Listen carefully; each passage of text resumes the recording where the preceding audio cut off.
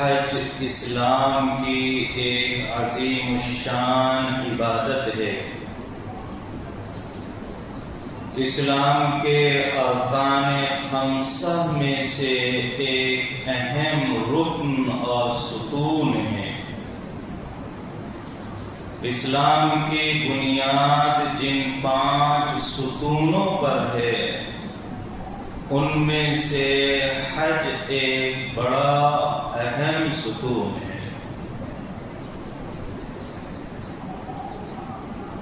صاحب استطاعت پر حج فرض ہے، اور جس طرح سے دیگر عبادتیں فرض ہوتی ہیں، جیسے صاحب نصاب پر زکوٰۃ فرض ہے، اسی طرح سے ہر صاحب استطاعت مسلمان مرد اور خواتین پر حج بھی فرض ہے۔ ابھی حج کا مہینہ چل رہا ہے، پوری دنیا سے زائرین حجاج حرم شریف کی طرف رواں دواں ہیں، اپنے فریضہ حج کی ادائیگی کے لیے اللہ تبارک و تعالی کے گھر کی طرف رخت سفر باندھ رہے ہیں، سفر کی تیاریاں چل رہی ہیں۔ اس حوالے سے ہمیں یہ جاننا چاہیے اور زائرین حرم کو اللہ کے ان خوش نصیب بندوں کو جنہیں اللہ تبارک و تعالی نے اس سال اپنے گھر اور اپنے دربار کی حاضری کی سعادت عطا فرمائی ہے، انہیں اس کی پوری تیاری کرنی چاہیے۔ حج چونکہ ایک عظیم الشان عبادت ہے اور پوری زندگی میں صرف ایک مرتبہ یہ عبادت فرض کے طور پر ادا کی جاتی ہے، لہذا ہمیں اس عبادت کو صحیح طور پر انجام دینے کی کوشش کرنی چاہیے، اور یہ عبادت صحیح طریقے پر اسی وقت ادا ہو سکتی ہے جبکہ ہم اس عبادت کے لیے اپنے آپ کو پورے طور پر تیار کریں اور اس کی تمام تر ضروریات اور تقاضوں کو پورا کرنے کی کوشش کریں۔ حج میں بہت سے ارکان ہیں، بہت سی عبادتیں ہیں، خانہ کعبہ کا طواف کرنا ہے، اور اسی طرح سے صفا مروہ کی سعی کرنی ہے، اور جمرات کی رمی کرنی ہے، عرفہ میں وقوف کرنا ہے، مزدلفہ میں وقوف کرنا ہے، منی میں قیام کرنا ہے۔ بہت سی عبادتیں اور بہت سے مناسک حج کے دوران ادا کیے جاتے ہیں۔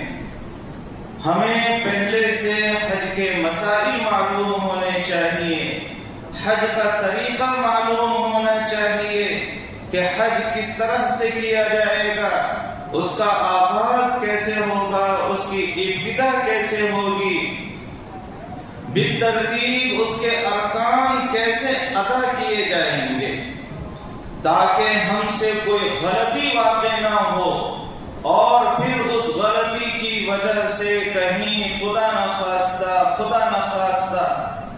ہمارا حج مقبول نہ ہو، اس غلطی کی وجہ سے کہیں ہمارا حج متاثر نہ ہو جائے، لہذا ہمیں اس کے حوالے سے فکر مند ہونے کی ضرورت ہے اور اس کے لیے تیاری کرنے کی ضرورت ہے۔ دنیا کا ہر اہم کام مہینوں پہلے سے اس کی تیاری کی جاتی ہے۔ کسی طالب علم کو کوئی بڑا ایگزام پاس کرنا ہو تو اس کے لیے وہ مہینوں سے سالوں سے اس کی تیاری کرتا ہے۔ جو متعلقہ کتابیں ہیں ان کو وہ پڑھتا ہے، محنت کرتا ہے، یاد کرتا ہے، رات دن محنت و مشقت میں وہ گزارتا ہے، اپنے آپ کو پورے طور پر پریپیئر کرتا ہے، تیار کرتا ہے تاکہ وہ صحیح طور پر ایگزام لکھ سکے اور اس ایگزام کو وہ پاس کر سکے۔ اور اسی طرح سے دنیا کے جو دیگر اہم کام ہیں، کوئی بھی اہم کام بغیر سابقہ پلاننگ کے اور بغیر تیاری کے نہیں کیا جاتا۔ اسی طرح سے حج چونکہ زندگی میں صرف ایک مرتبہ فرض کے طور پر ادا کیا جاتا ہے، لہذا ہمیں اس کے لیے بھی پوری تیاری کرنی چاہیے۔ حج کا طریقہ کیا ہے، ہمیں تفصیل کے ساتھ اسے جاننا چاہیے۔ حج میں کیا کیا احکام ہیں، ہمیں اس کی معلومات حاصل کرنی چاہیے۔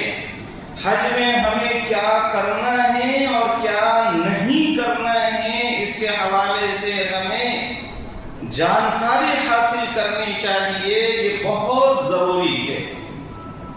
ہمارے بہت سارے مسلمان اس طرح کے بھی ہیں کہ جو حج کو جاتے ہیں لیکن حج کی نیت کس طرح سے کی جائے گی ان کو یہ بھی معلوم نہیں ہوتا۔ بعض ایسے ہیں کہ احرام کیسے باندھا جائے گا انہیں یہ بھی معلوم نہیں ہوتا، حج کا طریقہ کیا ہے یہ بھی معلوم نہیں ہے، بس وہ گروپ کے ساتھ ہو لیتے ہیں کہ گروپ میں جس طرح سے کام ہوتا جائے گا ہم اس طرح سے کرتے جائیں گے۔ یہ صحیح رویہ نہیں ہے۔ ہمیں یاد رکھنا چاہیے کہ حج صرف پیسوں سے نہیں ہوتا، حج صرف حج کمیٹی میں نام منظور ہو جانے سے نہیں ہوتا، حج صرف ایئر لائنز کے ذریعے سے اور ہوٹلوں کے ذریعے سے نہیں ہوتا۔ حج ایک عبادت ہے اور اس عبادت کا پورا ایک نظام ہے، ہمیں اس عبادت کو سمجھنا ہوگا، اس نظام کو سمجھنا ہوگا، نظام کی باریکیوں کو سمجھنا ہوگا، اس کے نشے و فراز کو سمجھنا ہوگا، اور جب ہم یہ تمام چیزیں جانیں گے، سمجھیں گے اور اس کے مطابق ہم حج ادا کریں گے تو پھر اللہ تبارک و تعالی سے امید قائم کی جا سکتی ہے کہ اللہ ہمارے اس حج کو قبول فرمائے۔ لیکن اگر ہم نے صرف حج ہاؤس میں، حج کمیٹی میں نام بس آ گیا، اس کو کافی سمجھ لیا ہم نے، وہاں ہمارے آنے جانے کی جو بھی تیاری ہے وہ تیاری ہماری ہو گئی، ہمارا ٹکٹ بک ہو گیا، ہوٹل بک ہو گیا، بس ان چیزوں کو ہم نے جو ہے توجہ دی، اور حج کیسے کیا جائے گا، طریقہ کار کیا ہے، حج کا آغاز کیسے ہوتا ہے، حج کا اختتام کیسے ہوتا ہے، درمیان میں حج کے اعمال کس طرح سے ادا کیے جاتے ہیں، کن کن چیزوں سے بچنا ضروری ہے، یہ تمام باتیں اگر ہم نے معلوم نہیں کی تو یہ حج ہمارے لیے کافی نہیں ہے۔ یہ ممکن ہے کہ ہم سے کوئی ایسی مسٹیک ہو جائے، کوئی ایسی غلطی ہو جائے جس کی بنیاد پر ہمارا حج نہ ہو، اللہ کرے ایسا نہ ہو، لیکن ایسا امکان ہے۔ لہذا ہمیں پوری تیاری کرنی چاہیے، اس کے حوالے سے پڑھنا چاہیے، ہر زبان میں کتابیں موجود ہیں۔ حج کیسے کرنا ہے اس کے بارے میں اردو میں، عربی میں، انگریزی میں اور اسی طرح سے لوکل زبانوں کے اندر بھی کتابیں دستیاب ہیں، کتابیں موجود ہیں۔ ہمیں ان کتابوں کو حاصل کرنا چاہیے، ان کو پڑھنا چاہیے، اسی طرح سے علماء سے رجوع ہونا چاہیے، ان سے مسائل پوچھنے چاہیے، حج کی تربیت کے جو کیمپس لگتے ہیں مختلف مقامات پر ان کو اٹینڈ کرنا چاہیے، اور وہاں سے ہمیں سے ہمیں معلومات حاصل کرنی چاہیے، یہ انتہائی ضروری ہے۔ دوسری چیز اس حوالے سے یہ ہے کہ اللہ تبارک و تعالی کوئی بھی عبادت جب قبول کرتا ہے جبکہ عبادت صرف اور صرف اللہ کے لیے ہو، یہ یاد رکھنا چاہیے۔ کسی بھی عبادت میں یہ اصول ہے، عبادت اگر صرف اللہ کے لیے ہوگی تو اللہ قبول کرے گا۔ اللہ کے ساتھ ساتھ اگر عبداللہ کے لیے بھی عبادت ہو رہی ہے، فلانے کے لیے بھی عبادت ہو رہی ہے، فلانے کے لیے بھی عبادت ہو رہی ہے، تو ایسی عبادتوں کو اللہ قبول نہیں کرتا۔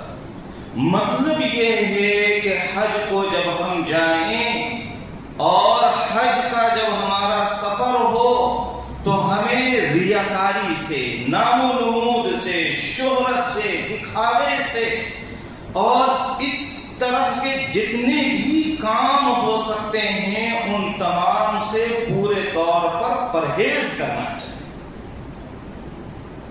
اگر ہم نے اس سفر میں اور حج کی اس عبادت میں ریاکاری کی، ہمارے دل کے اندر کہیں نہ کہیں شہرت کی کیفیت پیدا ہوئی، نام و نمود کا جذبہ پیدا ہوا، تو ایسی جو مکس عبادت ہوتی ہے، جو صرف اور صرف اللہ کے لیے نہیں ہوتی، اللہ کے ساتھ دوسروں کو بھی بتانے کے لیے ہوتی ہے کہ ہم حج کو جا رہے ہیں، اللہ کے ساتھ ساتھ دوسروں کو بھی دکھانے کے لیے ہوتی ہے کہ ہم حج کر رہے ہیں، ہم حاجی بن رہے ہیں، یہ عبادت اللہ کے یہاں قابل قبول نہیں ہوتی۔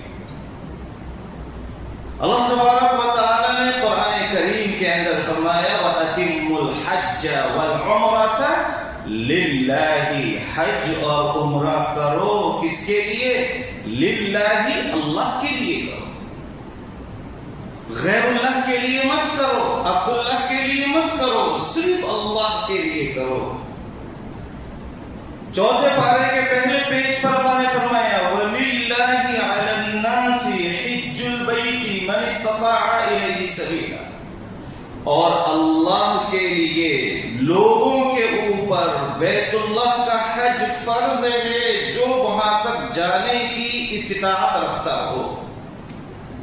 یہاں بھی دیکھیے اللہ تبارک و تعالی نے یہ کنڈیشن لگائی ہے، یہ قید لگائی ہے کہ یہ جو بیت اللہ کا حج ہے وہ کس کے لیے ہے؟ للہ، اللہ کے لیے۔ تو ہمیں جو حج کرنا ہے، حج کی عبادت کرنی ہے، وہ اللہ کے لیے کرنی ہے۔ اب جو ہمارے پاس رسمیں چل رہی ہیں، ہمارے پاس جو کام چل رہے ہیں کہ اگر خاندان میں کوئی شخص حج کو جا رہا ہے تو سفر حج سے کئی دن پہلے سے، کئی ہفتوں پہلے سے دعوتوں کا سلسلہ شروع ہوتا ہے۔ حاجی صاحب جو ابھی حج نہیں کیا، انہوں نے حاجی بننے والے ہیں، ان کے گھر بھی دعوتیں چل رہی ہیں، اور پھر ان دعوتوں کے اندر مرد حضرات بھی ہیں، خواتین بھی ہیں، دونوں کا اجتماع ہو رہا ہے، یعنی مرد اور خواتین ایک جگہ جمع ہو رہے ہیں۔ یہ جائز ہے؟ کسی غیر محرم کو دیکھنا ایک نگاہ کے علاوہ دوسری نگاہ سے ناجائز ہے، ان کا اختلاط، ان کی گیدرنگ یہ جائز نہیں ہے شریعت کے اندر۔ عبادت کون سی ہو رہی ہے؟ حج کی ہو رہی ہے، کام کون سے ہو رہے ہیں اس کے لیے؟ یہ حرام کام، یہ ناجائز کام ہے، اور اس کے اندر شال پوشیاں ہو رہی ہیں، اس میں گل پوشیاں ہو رہی ہیں، اور یہ ایک لمبا سلسلہ شروع ہوتا ہے۔ جب حاجی صاحب جو ہے حج کا سفر شروع ہوتا ہے تو ان کے ساتھ ایک بڑا مجمع حج ہاؤس تک، پھر وہاں سے ایئرپورٹ تک، اور اگر پرائیویٹ سے حج ہو رہا ہو تو پھر گھر سے ہی ایئرپورٹ تک ایک بڑا مجمع جاتا ہے۔ ہر اسٹیپ کی، ہر مومنٹ کی فوٹو کشی ہوتی ہے، تصویر کشی ہوتی ہے، تصویر لی جاتی ہے اور سوشل میڈیا پر اپلوڈ کی جاتی ہے، نیکی کر فیس بک پر ڈال، ریلز بنائی جاتی ہیں، شارٹس ویڈیوز بنائی جاتی ہیں اور سوشل میڈیا پر ڈالی جاتی ہیں۔ حاجی صاحب بھی بہت خوش کہ لوگ اب ہمیں دیکھیں گے، اب ہار کے ساتھ دیکھیں گے، اب شال کے ساتھ دیکھیں گے، اب ایئرپورٹ پر ٹرالی کے ساتھ دیکھیں گے، اب احرام کے ساتھ دیکھیں گے۔ یہ جو دل کے اندر خوشی پیدا ہو رہی ہے کہ لوگ دیکھیں گے، یہی ریاکاری ہے، یہی دکھاوا ہے، یہی نام و نمود ہے، یہی شہرت طلبی ہے، یہی فیم کو چاہنا ہے کہ ہم فیمس ہو جائیں۔ اور اسی کا مطلب ہے کہ کوئی عبادت صرف اللہ کے لیے نہیں ہو رہی ہے بلکہ اللہ کے ساتھ غیر اللہ کے لیے بھی ہو رہی ہے۔ پھر وہ عبادت، اللہ کو اس عبادت کی ضرورت نہیں ہوتی، اللہ بے نیاز ہے، اللہ کو ہماری نماز کی ضرورت نہیں ہے، اللہ کو ہمارے حج کی ضرورت نہیں ہے۔ یہ تمام کام ہم ہماری ضرورت کے لیے کرتے ہیں، ہم محتاج ہیں، اللہ تو بے نیاز ہے۔ تو یہ جو دکھاوا ہے، یہ جو ریاکاری ہے، اس سے بچنا چاہیے۔ بہت سارے تو حضرت ایسے ہیں کہ ان کا نیوز پیپر میں آتا ہے کہ حضرت کی روانگی فلانے دن کو ہے، ایئرپورٹ پر فلاں ٹائم پہنچیں گے اور واپسی فلانے دن کو ہوگی، وغیرہ وغیرہ۔ یہ جو اخباروں کے ذریعے سے ایڈورٹائزمنٹ، یہ اشتہار دیا جا رہا ہے، یہ کیا فرشتوں کو بتانے کے لیے دیا؟ یہ کس کو بتانے کے لیے؟ اللہ تو عالم الغیب والشہادہ ہے۔ فرشتے یہاں ہمارے ساتھ ہر وقت موجود ہیں، ان کو کسی نیوز پیپر کی ضرورت نہیں ہے۔ یہ کس کو بتانے کے لیے کیا جا رہا ہے؟ اور اسی کے ساتھ ساتھ ہم اس میں یہ بھی، جیسے بہت سارے لوگ پرائیویٹ سے جاتے ہیں، مختلف مجلسوں میں تذکرہ کرتے ہیں، کون سی ایئر لائن سے جا رہے ہیں، سعودی ایئر لائن سے جا رہے ہیں، وہاں پہ ہوٹل کون سا بک کیا ہے، وہاں پہ کلاک ٹاور کا جو ہے ہم نے روم بک کیا ہے، مکہ ٹاور کا روم بک کیا ہے۔ یہ جو ان چیزوں کا تذکرہ ہوتا ہے اور تھوڑا فخر کے انداز میں، پراؤڈ کے انداز میں ہوتا ہے، یہ بھی ریاکاری ہے۔ کوئی اگر کسی اور معمولی آرڈینری ایئر لائن سے جائے، انڈیگو سے جائے، تو ایسا اس کے اوپر ریئیکشن ہوتا ہے کہ جیسے ٹھیک ہے، سمپل سا جو ہے نا آپ حج کر رہے ہو، کوئی بہت اچھا آپ کا سفر نہیں ہو رہا ہے۔ یہ درست طریقہ نہیں ہے۔ اللہ تبارک و تعالیٰ کے یہاں ایئر لائنز نہیں دیکھی جا رہی ہیں، ہوٹلز نہیں دیکھے جا رہے ہیں، آپ کے دل کے اندر جو تقویٰ ہے وہ دیکھا جا رہا ہے۔ اور وہاں جا کر آپ جس عبادت پر فوکس کرنے والے ہیں، جس عبادت میں آپ اپنا پورا وقت ٹائم اسپینڈ کرنے والے ہیں، وہ چیز آپ کی دیکھی جائے گی۔ یہ پوری کائنات جن کے صدقے میں وجود میں آئی، اللہ تبارک و تعالیٰ کے بعد جن کا مقام و مرتبہ سب سے بلند ہے، یعنی ہمارے نبی صلی اللہ علیہ وسلم۔ صحابہ کرام رضوان اللہ علیہم اجمعین اپنی جان سے زیادہ نبی پاک صلی اللہ علیہ وسلم سے محبت کرتے تھے۔ ہمارے نبی صلی اللہ علیہ وسلم نے جس سن میں حج کیا ہے، یعنی سن 10 ہجری میں 1,00,000 سے زیادہ مجمع صحابہ کا حضور کے ساتھ تھا۔ معلوم ہوگا اگر رسول اللہ صلی اللہ علیہ وسلم ذرا بھی اشارہ کر دیتے اپنے جانثاروں کو، تو ہمارے نبی صلی اللہ علیہ وسلم کے لیے سواری بھی عمدہ سے عمدہ انتظام اس کا ہو جاتا، کھانے پینے کا بھی اعلیٰ سے اعلیٰ انتظام ہو جاتا۔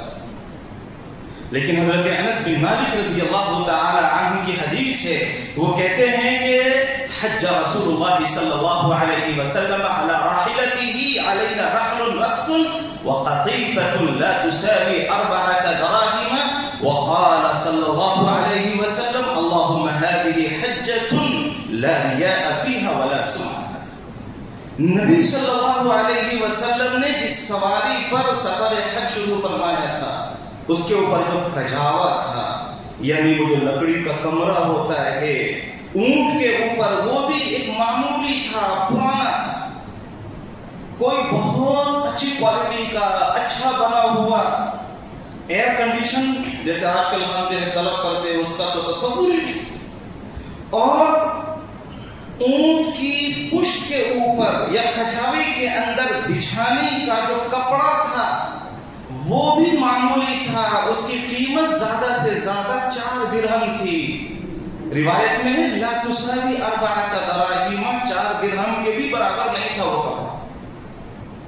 اتنی معمولی سواری پر رسول اللہ صلی اللہ علیہ وسلم نے اپنا سفر حج شروع فرمایا. محبوب رب کائنات نے، اللہ کے بعد جن کا مقام و مرتبہ سب سے بلند ہے، جن کے اوپر تمام صحابہ جان نچھاور کرنے کو تیار ہیں، ان کے ایک اشارے پر اپنا مال، اپنی دولت، اپنی جان سب کچھ قربان کرنے کو تیار ہیں. ان کا سفر حج جو ہے اس طرح سے تواضع کے ساتھ، انکساری کے ساتھ، سادگی کے ساتھ شروع ہوتا ہے. اور اس کے بعد رسول اللہ صلی اللہ علیہ وسلم دعا فرماتے ہیں، اللہم ہذہ حجہ، اے اللہ یہ حج ہے جس کے اندر لا ریاکاری نہیں ہے، لا سمعہ، اس میں کوئی دکھاوا، شہرت طلبی نہیں ہے.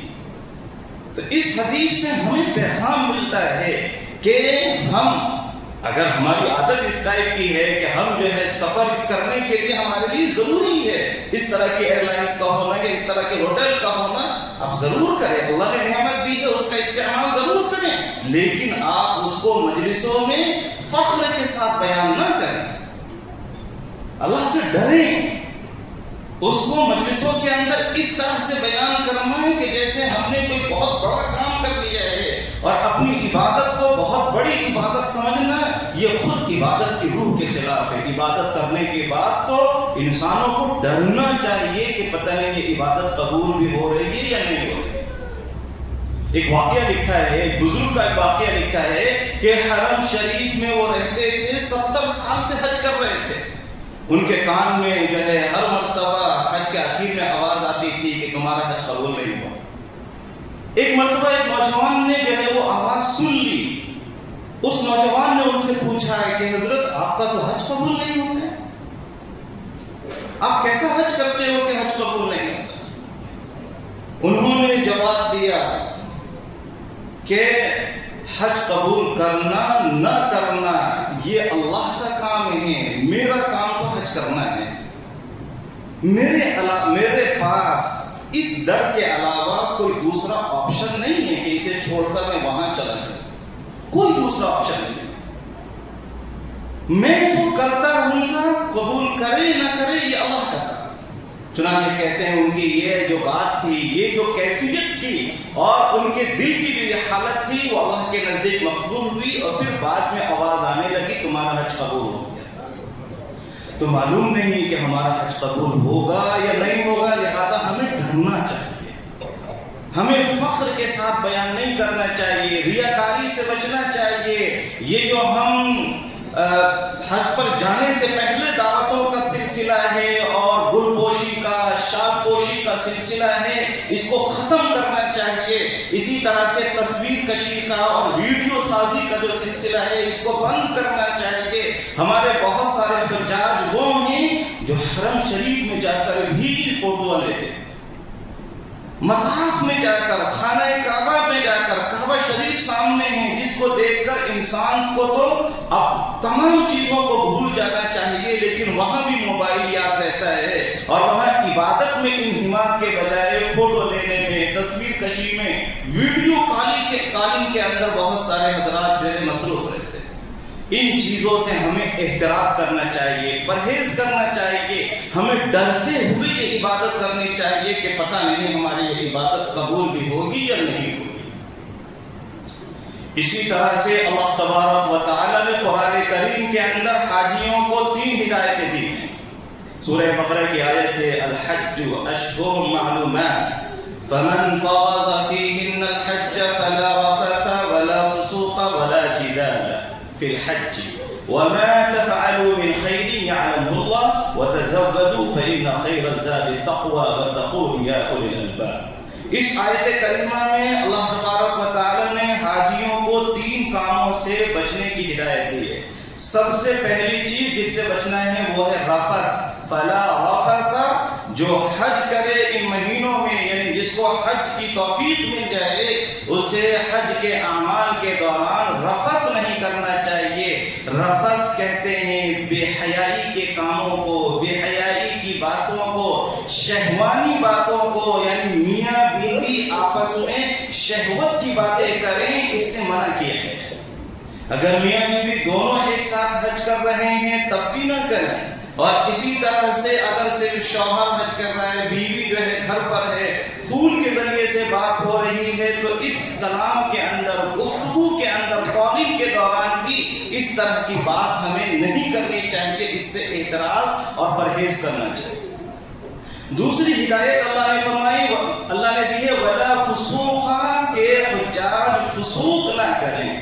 فسوق کہتے ہیں کسی بھی طرح کے گناہ کو، یعنی ہر طرح کے گناہ سے، حکم عدولی سے، نافرمانی سے ہمیں بچنا چاہیے۔ جو بھی چیز گناہ کے دائرے میں آتی ہے، جو بھی چیز غلط ہوتی ہے شریعت کی نگاہ میں، اللہ کے رسول صلی اللہ علیہ وسلم کی نگاہ میں، ہمیں ان تمام چیزوں سے اس سفر کے دوران اور اس عبادت کے دوران بچنا چاہیے۔ تیسری جو ہدایت ہے وہ ہے وَلَا جِدَالَ، کہ سفر حج کے دوران حاجیوں کو ایک دوسرے سے لڑنا نہیں چاہیے، جھگڑنا نہیں چاہیے، تلخ کلامی نہیں کرنی چاہیے، بحث و مباحثہ نہیں کرنا چاہیے، اختلافات سے بچنا چاہیے۔ چونکہ یہ دنیا کا سب سے بڑا اجتماع ہوتا ہے، حج جو ہے وہ دنیا کا سب سے بڑا اجتماع ہوتا ہے، دنیا کی سب سے بڑی گیدرنگ ہوتی ہے۔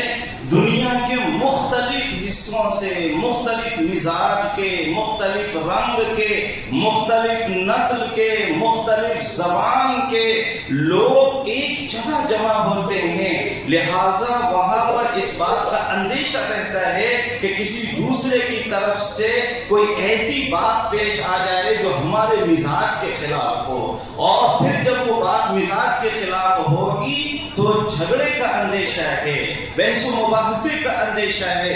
اس لیے اللہ تبارک و تعالیٰ نے منع فرمایا ہے کہ ایسے موقع پر ہمیں اپنے اوپر زیادہ کنٹرول کرنا ہے، صبر کا دامن ہمیں پکڑنا ہے، اور ہمیں آپس میں اختلافات سے بچنا ہے، ایک دوسرے کو ہم برداشت کریں، اور ایک دوسرے کے ساتھ ہماری خیرخواہی اور ہمدردی ہونی چاہیے۔ سفر حج کے دوران ہم آپس میں نہ لڑیں نہ جھگڑیں، کسی بھی بات کے اوپر لڑنا جھگڑنا یہ بالکل مناسب نہیں ہے۔ یہ تین کام اگر کریں گے، بخاری شریف کی ایک روایت ہے، رسول اللہ صلی اللہ علیہ وسلم فرماتے ہیں من حج هذا البيت، جس نے بیت اللہ کا حج کیا، اس گھر کا حج کیا، فلم يرفث ولم يفسق، اس نے نہ کوئی بے حیائی کا کام کیا نہ کوئی گناہ کا کام کیا، رجع كيوم ولدته امه، تو جس دن اس کی اپنے وطن کو واپسی ہوگی تو وہ اس حال میں واپس ہوگا کہ جیسے